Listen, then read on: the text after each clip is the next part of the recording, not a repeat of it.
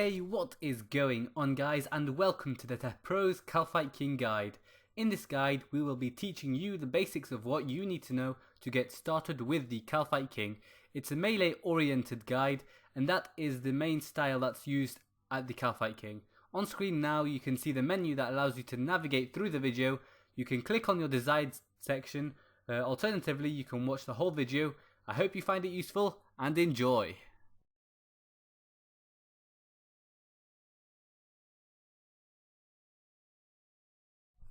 And welcome to the first part of this guide. As you can see, it's just a basic overview of the Kalphite King as a whole. So as you can see, his life points are 260,000. So you can get this by just hovering over the Kalphite King right at the start. You need a Slayer level of 1 to kill him, so anybody can go and kill him to get the Slayer XP. So you get Slayer XP by getting the Kalphite task, which can be assigned at any level obviously, and from any Slayer master, and if you manage to kill him for your task you get a Slayer XP reward of 16,664 XP. So he has a max hit of basically your HP bar. That is basically a special attack which I will go into detail later. And as for weaknesses, his weaknesses basically follow the RS triangle. He has 3 phases, a mage phase, a range phase and a melee phase. In his mage phase he's weak to range, in his range phase he's weak to melee, and in his melee phase he is weak to mage. So on to the next part. Okay, so as for the requirements for the Kalphite King, I would say that the minimum requirements would be around 80 plus melee stats for the damage, 70 plus prayer for piety and also the protection prayers, 67 plus summoning for the war tortoise. Now you will probably be hard pressed to find a team with just these stats, as normally masters around 190 combat requirement. So the recommended stats I would say is 90 plus melee stats for damage, 95 plus prayer for turmoil and the mage and range equivalent, 92 plus herblore for stewing overloads, and finally 96 plus summoning for the pack-yak and the unicorn. So that's it for the requirements. On to the next section. So welcome to the second part of the guide, in which I will show you how to get to the Kalphite King lair. So basically you need to go to the bandit camp lodestone. One way, if you haven't unlocked it, is to use the bandit camp teleport and go directly southeast to where the bandit camp lodestone is. You can unlock it there, and from there on you can just use the lodestone teleport to the location. So you go south from the lodestone to behind the pyramid that you do in the desert treasure quest. So you go behind the pyramid and enter the Kalphite King lair. So once you've entered it, directly on your right you can see where your graves will spawn. Your graves will spawn every single time, no matter what happens in that area, and the tunnel to enter the Kalphite King is directly next to it. However, on the first time you enter it will be blocked, so you have to run around as you can see on screen now, and you have to unblock the tunnel directly from this side, and from then on you can enter from the main entrance. And that is the main entrance, as you can see on the screen now. That is the main entrance to the Kalphite King, and on to the next section. So welcome to the third part of this guide. Now in this section I will be showing you guys the Kalphite King's main attacks and his phases. So the Kalphite King has 3 phases: the melee phase, the mage phase and the range phase. Now you can tell which phase the Kalphite King is in by looking at the colour of his wings. If he has yellow wings, he is in his melee phase. If he has blue wings, he is in his mage phase. And if he has green wings, he is in his range phase. Now it's highly recommended to protect from whichever phase he is in. So if he's in his melee phase, use the melee protection prayers, etc. This is because it effectively halves the damage you receive from the Kalphite King, and this is regardless of which setup you are. And this is also the case for the main attacks. So regardless of which setups or roles you are following, you should always know the following main attacks. Okay, so first let's have a look at the attacks shared between all styles, or different styles. So the first attack is the green one-hit attack, which is shared between the melee and the range phase. So as you can see on screen now, the Kalphite King charges up and shoots a green blob at a person, and if the Provoker, which was played by me, doesn't provoke and use the ability Resonance in time, it can kill the guy in one shot regardless of their HP. So that's always a attack to watch out for. As for the last couple of shared attacks, I managed to get them in the same clip, so that's awesome. So the first attack, as you can see on screen, is when the Kalphite King stands on his two legs and digs underground. Now this means that he will be following the tank or whoever it was aggressive on, and it will burrow underneath him. So when you see the Kalphite King beneath you, you should run away as soon as possible. Now as for the second attack, it's when he charges up, and in the direction which he charges up, he runs, and if you get caught by that, it can deal upwards of 3k damage. Normally averages between 1k to 3k damage, so be sure to avoid that. It's really easy to avoid, and that's all for the shared attacks. Okay, so for one last attack of a kind before we get into the individual phase main attacks, we have the minions spawning. So at around 200,000 HP, never above it, but below 2000 HP maybe, the Kalphite King will stun you, and it will then proceed to summon or spawn a wave of minions. So it's always one wave of minions at 200,000 HP. Now if you're close to the Kalphite King at this time, it can deal quite a lot of damage, so I always recommend to go away from these minions, and most teams require you to kill these minions because they deal quite a lot of damage and they really interfere with the role of the Provoker, which I will expand on later. So at 200,000, the Kalphite King will spawn one wave of minions. Now at 65,000 HP, the Kalphite King will summon two waves of minions, and you'll have to do the exact same thing with those, and they deal exactly the same damage. So be wary of that during the kill. I know it can sometimes be hard to concentrate on, but always be careful of that because it can be a potential one-hit KO if you're not careful. Okay, so now moving on to the individual phase attacks. For melee and range, there are only one or two notable attacks, and for melee it is the slaughter attack. Now this doesn't normally bleed you that much, but I have been bled 3000s before, and this is basically, for those of you that don't know, every couple of seconds it bleeds you for a certain amount of damage. Normally it only comes around in the couple of hundreds to 1000s. However, occasionally you can get hit really high with that, so always watch out for that. I believe using freedom can allow you to not get bled anymore. So after that, for the range phase, one notable attack is the incendiary shot.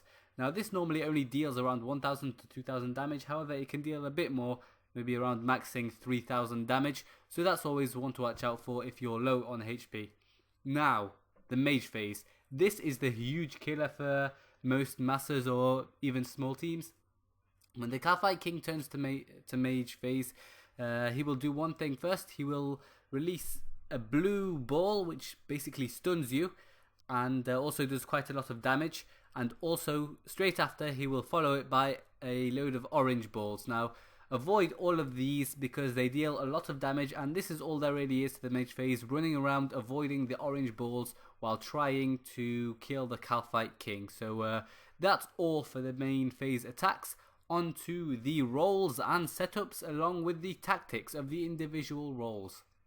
So welcome to the 5th section of this guide. In this section I'll be showing you guys the roles, setups and tactics for each member of the team. So there are 3 members: the attackers, the tanks and the provokers. So the attackers and the tanks almost have the same gear. I wear the same gear, most people will, and they have different tactics though, so you can click on screen on whichever character you want. Alternatively, you can just watch them in order to gain a good wide view on the roles. Okay, so welcome to the attacker gearing layout. So as you can see on screen now on the list, I've prioritized the gear that gives the most damage, because that is what you're trying to do as an attacker. You're trying to deal the most damage, and even though I have put pneumatic gloves above Torva, that's only if you do not have the full set of Torva. If you do have the full set of Torva, I recommend you use the Torva gloves so you can get the set effect, set damage boost, and that's all there really is to the attacker. Try to gain as much damage bonus as you can, and onto the invent and the ability bar. Okay guys, so moving on from the gearing setup to the inventory setup and the ability bar setup. So let's move first to the inventory and have a look at that. So first of all, you see the summoning items. I like to bring a spare unicorn pouch in case my current unicorn pouch dies on me in the middle of the Kalphite King fight, and I also bring healing aura scrolls just to heal myself using the unicorn, otherwise it would be kind of worthless. And I also usually bring 2 overloads. Now this might be a bit too much. 1 overload might be enough for each trip, but I can usually last maybe a pot and a dose. I normally use 1 sip per kill. So if you need more space for your pots, I recommend you bring whichever your best potion is. I'd recommend you cut down on the food or a little bit of the super restore flasks. So here, maybe cut down 1 super restore flasks and a couple of food to fit in your potions. I also recommend you bring the super restore flask to restore both your prayer and the summoning point, so you don't need to worry about recharging it every single time you exit the Kalphite King, the obelisk next to it. And here you see the adrenaline potion. Now this is used after you have used your ultimate ability, which is Berserk. I'll come on to later, and that's used to quickly build up your adrenaline bar to reach the threshold assault and high damage abilities, because they deal huge amounts of damage, and for maximum efficiency I would really recommend you bring adrenaline potions if you can. And as for the shield, now attackers don't use shields, but just in case the Provoker dies and nobody else on the team has a shield, you can act as the backup Provoker by having the shield in your inventory, and it always helps, so I recommend you bring it, and it's only 1 space that can save the kill and potentially a split. So here you can see the rest of the inventory is just filled with food. I like to bring sharks because I can last longer than my teammates usually with the sharks, so there's no real need for me to use rocktails. Now if you don't last longer than your teammates, I recommend you bring rocktails if you can. And moving on from the invent to the abilities. So here you can see I start off with a load of basic abilities. None of these abilities have stun or bleed effects, because these can cause the Kalphite King to either heal, I believe, and also to move from its Provoker. So what that can do is healing, obviously causes it to heal, making the kill longer. As for the provoking, in the instant kill attack, it can cause someone other than the Provoker to be hit, which can cause someone else to die. So I really don't recommend you use any stuns or bleeds, and that person could be you, so you could just miss out on a split by just dying, and it would be entirely your fault. Anyway, moving on from this rambling, onto the threshold ability. So assault's a good strong threshold to use, and as for the ultimate, Berserk is a high damage ability that you use and then quickly use adrenaline potions once, I believe, as I mentioned earlier. So after this I have the Barricade, Resonance and Provoke abilities that are used in the Provoker section of the guide, so I recommend you check that out if you want to see how to provoke. But that's for the backup Provoker if you ever need to act as one. And as for the freedom, that's to free yourself from any stuns you may receive during the kill. So to know about the stuns, onto the tactics and workings of the attacker. Okay, so onto the role of the attacker. As an attacker, you probably have the easiest job between the 3 roles. So all you really need to do is deal as much damage as you can to get the Kalphite King's HP down as fast as possible while staying alive, and killing the minions as fast as you can to make the kill easier for the rest of the team, and voking easier for the Provoker. So to do this, you just basically deal as much damage as you can, while I also mentioned stuns. So stuns, you escape those by using the freedom ability. This is usually mainly used in the mage phase where you escape the blue orb, and that's really all there is to the attacker. So on to the next role. Okay guys, so for the tank, what you're looking to boost is the defense of your gear. So this is to last longer at the Kalphite King, and you can see the modified list of equipment to suit the tank. So I didn't change my gear mainly because I felt that it was good enough for me. However, you guys may wish to change it however you see fit. Okay, so moving on from the gearing setup to the invent setup and the ability bar setup. So first let's have a look at the inventory. So here you can see first we have a couple of overloads. I recommend to bring the highest potion you can get, so if you can't get overloads, if you need extremes or supers even, I recommend cutting back on sharks to make space for that. And in addition to that, I recommend to bring some super restore flasks. That's for 2 reasons: to restore prayer and summoning, and a shield. So I recommend you bring the shield even if you are a tank, because in the case of a mass team killing where it's only a couple of people left, say, and the other person hasn't brought a shield, they can tank and you can be the backup Voker. That's just in rare situations, but in case it does happen, it's always helpful to have a shield. And I always like to bring a spare pouch just in case my familiar decides to die on me in mid-kill. And the super restore flasks help with the summoning, so you're always going to have that on full. And as for food, I like to bring sharks. You can bring rocktails if you want, but I find sharks much easier because I can last, say, 5 kills, 6 kills, and I normally can last longer than the team anyway, so I can bank, and I don't need to splurge the extra cash on rocktail, so I can save money as well as gaining money at Kalphite King. So I like to fill my yak with just full of food, because as a tank you'll be receiving a lot of damage, and that food always helps. So moving on from the event to the ability bar. Now I like to keep my ability bar the same if I'm voking, if I'm tanking, and if I'm being an attacker. So here you can see I've got a load of basics, and it's important to note that these basics do not have any stuns or bleeds. While attacking the Kalphite King, it's very important not to have any stuns or bleeds, because it can make the Kalphite King turn from the person who's just voked. So in the case of a green voke attack, as I like to call it, someone else can die if these stuns or bleeds are used, and most teams kick you just for using them. So I highly recommend not to use any stuns or bleeds like destroy or slaughter here. So there are plenty of other abilities that you shouldn't use that stun and bleed. So as for the heavy damage dealers, I like to use assault and berserk, and if I'm being an attacker, which I'll come on to next, I like to use an adrenaline potion, but that's for the next section. And here are just my abilities for voking, just in case I ever need to voke. I just quickly switch to a shield, and there I can instantly use resonance and provoke. And the freedom's always there. It's always important for any stuns you receive during the kill. So speaking about stuns, let's move straight on to the Kalphite King tactics for the tank. So there isn't really that much to say about tactics for the tank, so all you really need to do is provoke it during the kill while it's not on you. That's all that you really need to know, and try not to get it too close to your teammates while it is digging, and try to voke it back after the provoker has provoked it. So your job is basically to be the meat shield and to take all of the damage, and you bring your yak full of or your beast of burden full of food to compensate for that, and use freedom just like any other person to avoid stuns in the case of mage phase, and to survive. Okay, so there isn't really that much to say about the Provoker setup.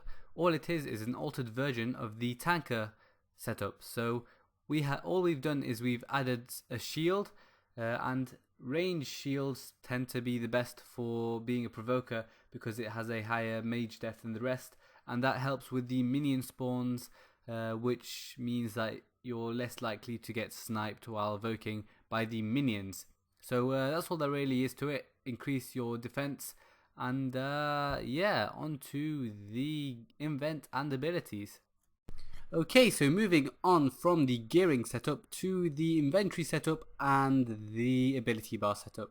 So here you can see the inventory setup. First, I like to bring my summoning items. So I like to bring my unicorn because I don't really receive that much damage. Well, I receive a lot of damage, but a lot of that is healed by the ultimate provoking healing thing. And these healing aura scrolls to work with the unicorn, obviously. After that, I bring the overloads, and if you guys don't have overloads, you can bring extremes or super attacks again, but cut down on the sharks to make space for those, or drop 1 or 2 super restore flasks for the kills, because you won't really last that long well, you will last long, but you won't last as long with lower potions. And after that, you bring the super restore flasks, obviously, to restore your prayer, and these are only if, like I mentioned earlier, you are heal voking. Now this means that, like I mentioned earlier, you heal another player for a certain amount of your HP just before you heal using resonance. So that's also helpful That's another higher tier of evoking. And fill the rest of the invent with foods that you can use in case of an emergency, or in case of a switch to mage phase or something like that. So let's move on to the ability bar setup. So here you can see I've got a load of basics just to build up my my ability bar, my adrenaline bar even.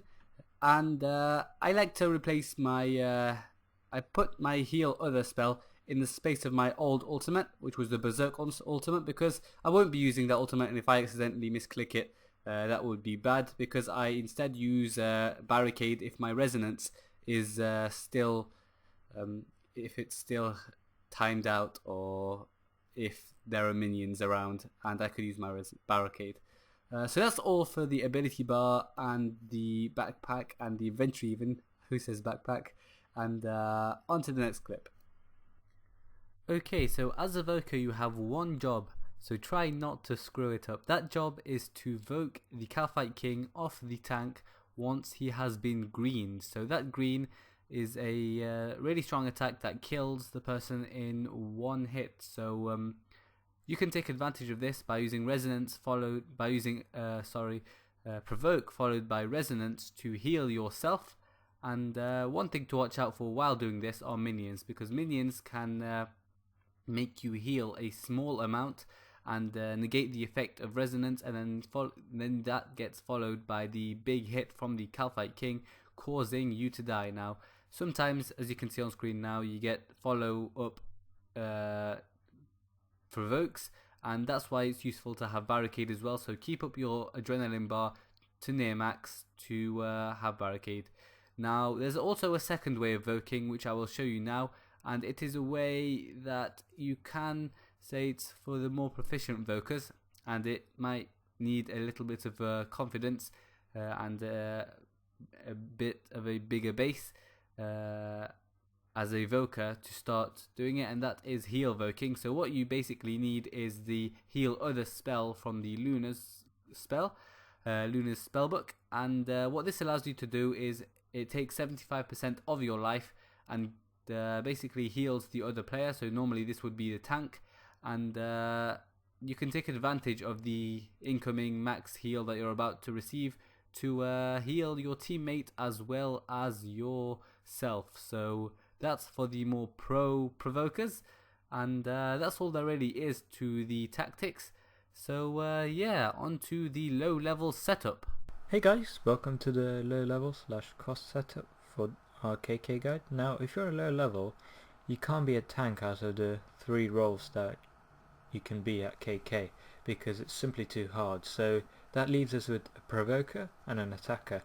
Now as you can see on the left, there are some alternatives that I've suggested. The gear I'm wearing is just the basic sort of minimum level gear, but obviously if you can upgrade then great.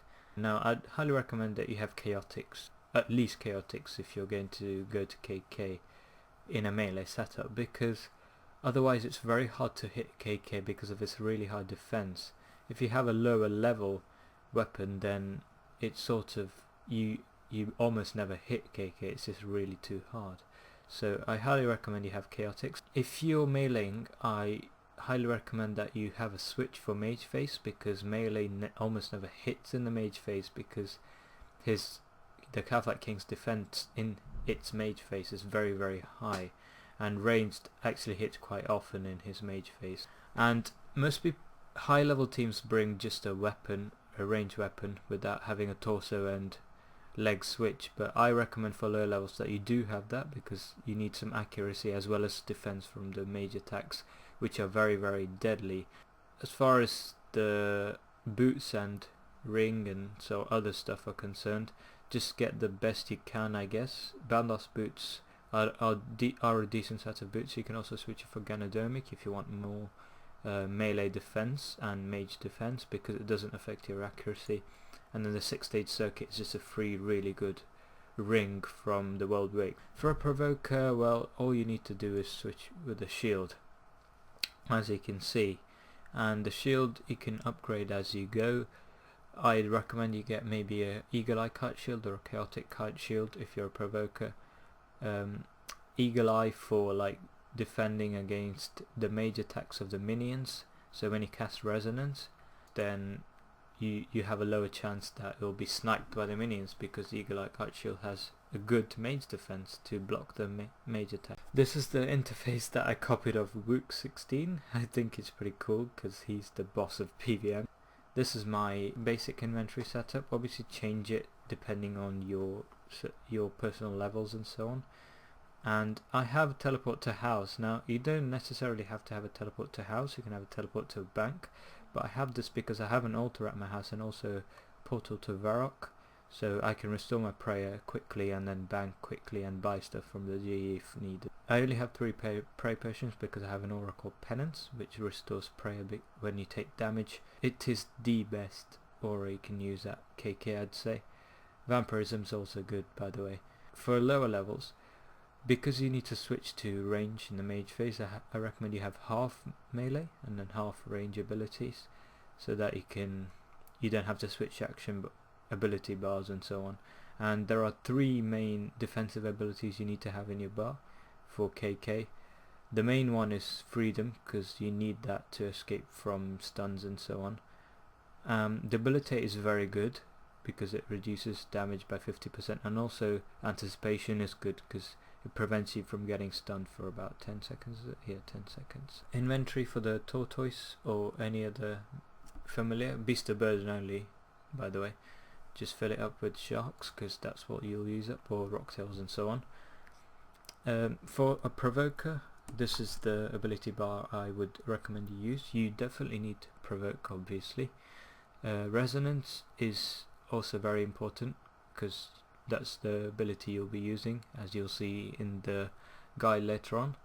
Barricade is the best most foolproof ability to use if you're the provoker, but you need a full ability bar for that, so it might be a bit tricky, and the rest are pretty self-explanatory. One thing I forgot to add is that tri-breeding is also an option, because obviously the Kalphite King has 3 phases and each phase has a weakness according to the combat triangles, but it will require more skill in switching quickly and ability bars and so on. And also another really important thing, I highly recommend that every attacker brings a shield as a backup in case a provoker dies, because it's really annoying if the provoker dies and no one's brought a shield to provoke, and obviously the team will just fall apart if that happens. So I recommend you bring a shield to provoke as a backup and know at least the basics of provoking. Hey guys, welcome to the last section of our guide. I hope you enjoyed the guide so far. Now the main drops that are unique to the Kalphite King are the Drygore weapons, which are level 90 melee weapons. He also drops the offhand variants of these as well, and these are the best melee weapons in the game so far and as of yet, so they're pretty good. I hope you guys get lucky with the drops when you kill KK. Now just to finish off, I'd like you guys to just have a look at this if you want, the advanced tips and tricks. I made this back in March or some April I think, but I just checked now and most of the tips and tricks still hold, so it'd be really useful for you guys if you want to like improve your skills at killing KK, if you want to get faster kills and die less and so on. So I highly recommend you guys check that out if you're keen on camping KK for a long time and want to improve your skills. I spent a lot of time on that, collecting loads of clips over several months, so it should be pretty useful. I hope you guys enjoy.